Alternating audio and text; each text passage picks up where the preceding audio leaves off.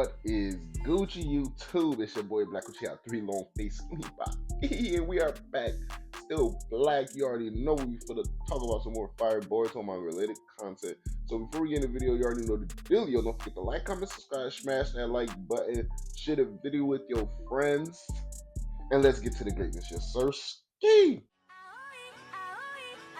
9 mountains and 8 seas make one world. 1,000 worlds make one chiliocosm. 1 chiliocosm to the power of 3, and there's nothing I can't cut. So ever since the official leak, I'm talking about that very first page that dropped last week, because we got the full spoilers as a recording of this video all day yesterday. We got panels, we got translations, we got context, we got cover pages, bro. But we got these official leaks and then the 2 official leaks. So the first leak we had dropped, I think like Friday, the end of last week. We see Kawaki and Jura. Obviously, Jura still has his eye injury, and they're just kind of like a little back and forth. I guess you could say Kawaki is swatting away his hand with his chakra rod, his bow staff, and then he's going for a nice little attack on Jura's abs, right? And once we see this first sneak, right, before we get into more things, because I'm gonna show y'all the things that I'm talking about, right? It looks like Kawaki's trying to stab him, but I guess once we get into more context and more spoilers, it appears that he's able to even shoot chakra blasts through his motherfucking bow staff, right? But either way, though, we got these official leaks. So this is the first official leak right here where we see, Kawaki and Jura kind of going back and forth. And then the second official leak that dropped with all of the unofficial spoilers and then the cover leak as well right here. So these 2 that we got from the official Naruto/Boruto website. And this one looks like it might be directly after the cliffhanger of chapter 23. So Jura's going straight towards Kawaki with the Bijou Bomb. And we see at the end of the last chapter, Kawaki activated his Karma Seal, told Boruto to man up, you know what I'm saying? And here we see him absorbing a massive Bijou Bomb. We can still see the debris and the after effects from the blast surrounding Kawaki, all of this smoke. Bro, I ain't gonna lie.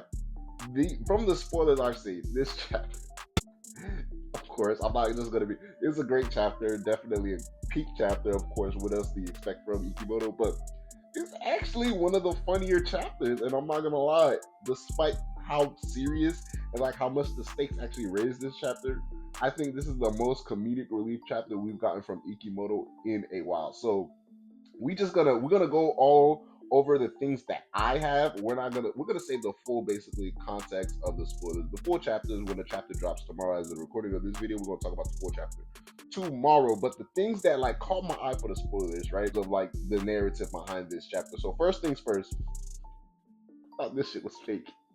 When I first saw it, I thought this shit was fake, bro. This is a cold panel, it's a funny panel. But Kawaki is out here flipping off Jura in the chapter, right? So first things first is that one. And then another thing that really I'm like, are they really serious? So Kawaki is stepping on Konohamaru's face. Now, mind you, I'm assuming behind the context, right, the full context, Boruto and Kawaki are teleporting away after they have their little stuff up with Jura. And both sides have a respective retreat. This is something that I was calling. It was just a matter of how they were going to go about it. But now we got Kawaki landing right on top of Konohamaru's dome. And Boruto's with the yikes face like, damn, Konohamaru, like shaking my head, brother. Like, bro, I'm not going to lie to y'all. I've never said this before, and I'm not even gonna like stretch out this Konohamaru segment. I now really do think that Ikimoto either A, finds it funny, or he just doesn't care for the character of Konohamaru. He thinks it's funny how embarrassing it is. It has to be the case, right?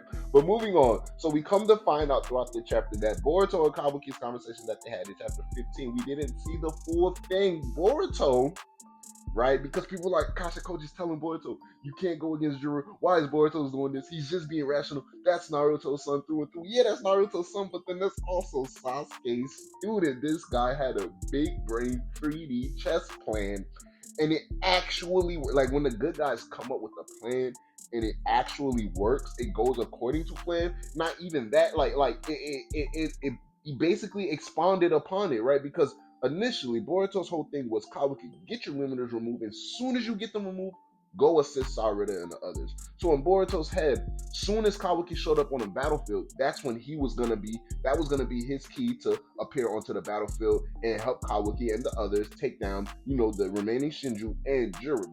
Boruto already calculated in the risk that once Kawaki shows up and possibly he himself, Jura will inevitably show up onto that battlefield. And the whole goal was, in this mission, for Sarada and the others to take down Jura's allies, the other Shinju. Now, Boruto's thing is, Kasha Koji already isn't telling him what sacrifices will be necessary to complete this mission, right? Unknowing that Sarada's Mangekyo is a crucial and essential awakening during this mission, Boruto took matters into his own hands and said, fuck it.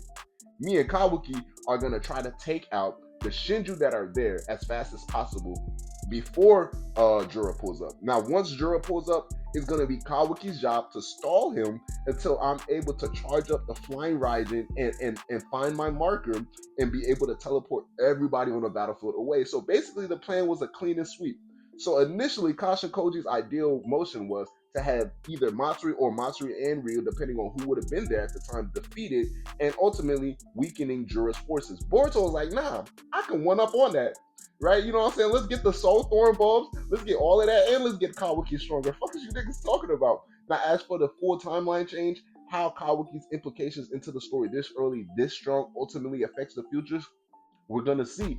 And it also leads to a fact, like a lot of the dead end points in the story where we get sudden plot twists and sudden tone changes, it's like it all leads into the fact that, for the narrative of this verse, understanding how the future can change, right? So once things are going down a certain path, something drastic or dramatic can happen and automatically just sets the story on a whole new path. It's like, well, now this is what we're dealing with, because all of a sudden, my guy, Big Naruto Uzumaki, has now reinserted himself to becoming a prominent factor on Jura's hit list, right? Because we got to understand, he was always originally Jura's target. Jura's confused with why he can sense Himawari having a nine tails, but now he double downs this chapter. Naruto basically is the key for all of the tail beasts here in this world. He somehow was able to conquer that with love, right? And Jura kind of does the same thing with Kawaki that he does with Boruto. They fight, they have a moment, and then Jura starts to get philosophical. What do you think love is, Kawaki, right? And then Jura is basically saying that Naruto is able to have all these great accomplishments. Maybe he will understand better if he's able to devour Naruto. And looking in Kawaki's eyes, he calls it right there. He's like, he could tell Naruto is still alive. It's a great interaction between these two, right? Aside from the crazy fight, and I'm going to give kudos where kudos is due. I don't even think Kawaki, based on the spoilers I'm looking at, I don't think he even got touched this chapter. Pause. I don't think Jura was able to land a hit, but I also think that might be able to weigh into the factor of if Amato did drastically lower his defensive. So Kawaki is making it a very huge emphasis and a very huge point to not get hit, especially by a monster like Jura. But Kawaki showcased a lot of new abilities this chapter, a lot of new ways to utilize his Karma Seal and his ability to use the Sukuna Hakuna and the Daiko Koten. So it's a lot of crazy things that actually happened this chapter, on top of just Boruto having this big brain plan to automatically, get away from Jura, right? Because even they confirm it, Kawaki and Boruto in the past, and then in the current present time, they both confirm it, like, even right now, we cannot take this guy down. The best thing is to figure out a way to stay alive long enough while we're confronting him, right? So that's the conclusion that they both come to.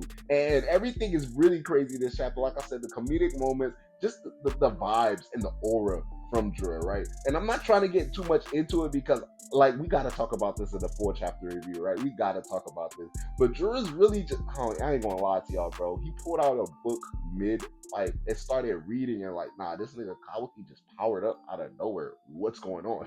Right? And then he healed himself, created a chair, and then started to talk like, yo, like, what's Gucci with love, bro? Like, talk to me, gang. Boruto ain't giving me no real answers. He's calling me a tree with the hard R. Like, Kawaki's out here just flicking him off. Like, Jura's ain't getting no help, so he's like, fuck it, back to the basics, bro. Right? But anyways, a lot of amazing moments this chapter. The comedic relief moments, like I said, I believe even Jura and Hidari have a moment at the end, right? But aside from these moments, like Boruto's big brain plan actually working and falling through, the reveal of the full information he gave to Kawaki last chapter, and then the possibility that at the end of the cliffhanger, they're all about to head back to the Hidden Leaf. How is the village about to react to Boruto's appearance, right? And if Kawaki's just like, everybody like, shut up, nah, Boruto's with us now, like, will they just like tuck tail and just listen to Kawaki? I don't know. I'm excited to see how that goes. But then even beyond that, This nigga Bug is on the move. Mamushi is on the move. According to Kasha Koji, Mamushi's on the move. Ada's like, what are you talking about? With the craziest ink face out here. She's like, bro, what do you mean, right? So all I hear from this is that Damon is about to prove niggas wrong again. He's about to show y'all why he's number one and why he doesn't care about anything else that's before him because it doesn't matter, right? So he's about to beat the brakes, take the beard off of this man Mamushi, and then duct tape it to Jura's forehead after he kicks him through Hidari's chest and through the claw mark so they can go all celebrate with Code on the enormous L's that they're about to take. But long story short, this guy Damon is about to beat the brakes off of Mamushi. But even beyond that, according to Kasha Koji, Mamushi is making his move. So look like some of the reels that we've seen in Kasha Koji's future vision are about to start coming into fruition. And like I said, everybody's going to have their respective retreat. Jura's back in the hideout. Boruto and company are on their way back to the village. So now Mamushi is on the move. All eyes are on Mamushi. Maybe they might emphasize Mamushi and Hidari this next arc, or it may just be a Mamushi arc. Either way, it shouldn't last too long because he's making an op out of Damon's sister, right? He's making an op out of Mangekyo Gang Ada, right? And if it wasn't enough, Mangekyo Gang Damon, like, come on, bro. Damon's about to beat the brakes off of this man. But all in all, the spoilers, 10 out of 10. Y'all see the chapter cover too right here, right? Like, I ain't gonna lie to y'all. It's a little, I rocks with it. It's iffy. I like the jacket. I like the color scheme in general. Like in black and white, the outfit for Kawaki looks cold. Let me not cap.